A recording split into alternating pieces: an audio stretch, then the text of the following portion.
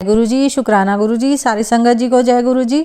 ओम नमः शिवाय, शिवजी सदा सहाय। ओम नमः शिवाय, गुरुजी सदा सहाय। शिव पुराण श्री रुद्र संहिता खंड 3 18वां अध्याय। कामदेव का भस्म होना।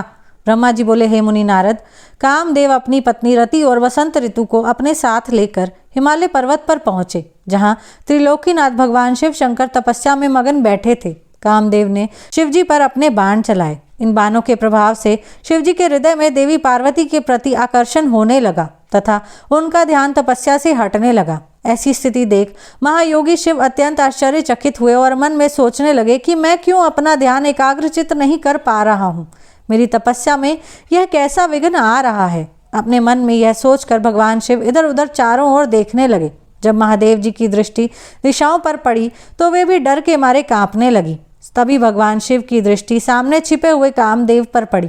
उस समय काम पुनः बाण छोड़ने वाले थे। उन्हें देखते ही शिवजी को बहुत क्रोध आ गया। इतने में काम ने अपना बाण छोड़ दिया, परंतु क्रोधित हुए शिवजी पर उसका कोई प्रभाव नहीं हो सका। वह बाण शिवजी के पास आते ही शांत हो गया। तब अपने बाण को बेकार हुआ देख कामदेव डर से कांपने लगे और इंद्र आदि देवताओं को याद करने लगे। सभी देवतागण वहां आ पहुंचे और महादेव जी को प्रणाम करके उनकी भक्ति भाव से स्तुति करने लगे। तब देवतागण उनकी स्तुति कर रहे थे, तभी भगवान शिव के मस्तक के बीचों बीच स्थित तीसरा नेत्र खुला और उसमें से आग निकलने लगी। वह आग आकाश में ऊपर उड़ी और अगले ही पल पृथ्वी पर गिर पड़ी, फिर चारों ओर गोले में घूमने लगी। इससे पूर्व की इंद्रदेव या अन्य देवता भगवान शिव से क्षमा याचना कर पाते, उस आग ने वहां खड़े कामदेव को जलाकर भस्म कर दिया। कामदेव के मर जाने से देवताओं को बड़ी निराशा व दुख हुआ। वे यह देखकर बड़े व्याकुल हो गए कि काम उनकी वजह से ही शिवजी के क्रोध का भागी बना।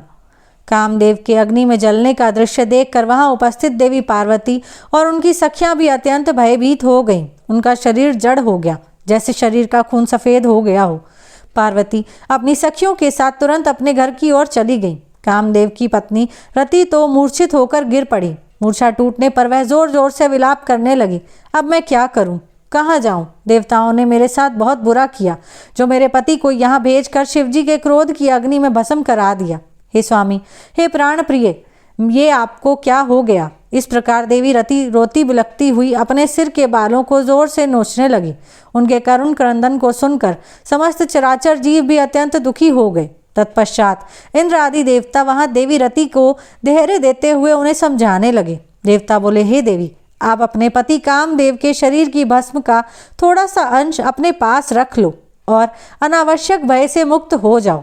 त्रिलोकीनाथ करुणा निधान शिव जी अवश्य ही कामदेव को पुनः जीवित कर देंगे। तब तुम्हें पुनः कामदेव की प्राप्ति हो जाएगी। वैसे भी संसार में सब कुछ पूर्व निश्चित कर्मों के अनुसार ही होता है, अतः आप दुख को त्याग दे, भगवान शिव अवश्य ही कृपा करेंगे।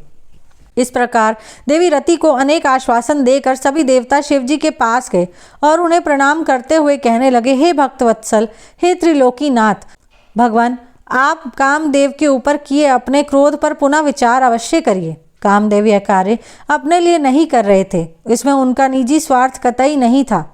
हे भगवान, हम सभी तारकासुर के सताए हुए थे। उसने हमारा राज्य छीनकर हमें स्वर्ग से निष्कासित कर दिया था।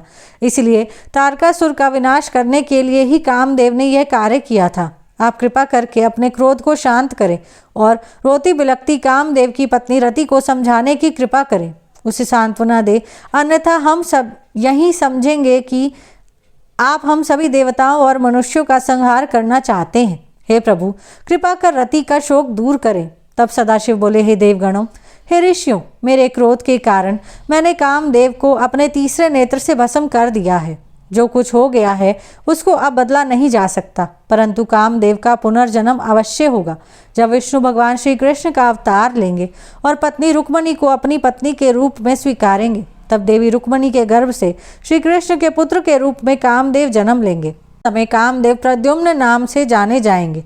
प्रद्युम्न के जन्म के तुरंत बाद ही शंबर नाम का असुर उसका अपहरण कर लेगा और उसे समुद्र में फेंक देगा। रति, तब तक तुम्हें शंबर के नागर में ही निवास करना होगा।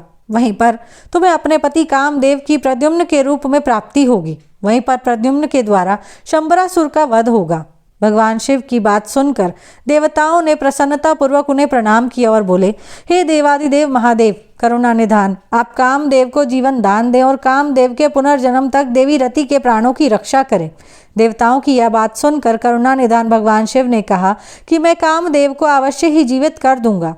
वह मेरा गण होकर आनंद पूर्वक जीवन व्यतीत करेगा। अब तुम सब निश्चिंत होकर अपने अपने धाम को जाओ। ऐसा कहकर महादेव जी भी वहां से अंतर्ध्यान हो गए। उनके कहे वचनों से देवताओं की सभी शंकाएं दूर हो गईं। तत्पश्चात देवताओं ने कामदेव की पत्नी रति को अनेकों आश्वासन दिए और फिर अपने धाम को चले गए। देवी रति भी शिव आज्ञा के अनुसार शंबर नगर को चली गई और वहां पहुंचकर अपने प्रियतम के प्रकट होने की प्रतीक्षा करने लगी। यहीं पर शिव पुराण श्री रुद्र संहिता खंड 3 18वां अध्याय समाप्त होता है। जय गुरु जी।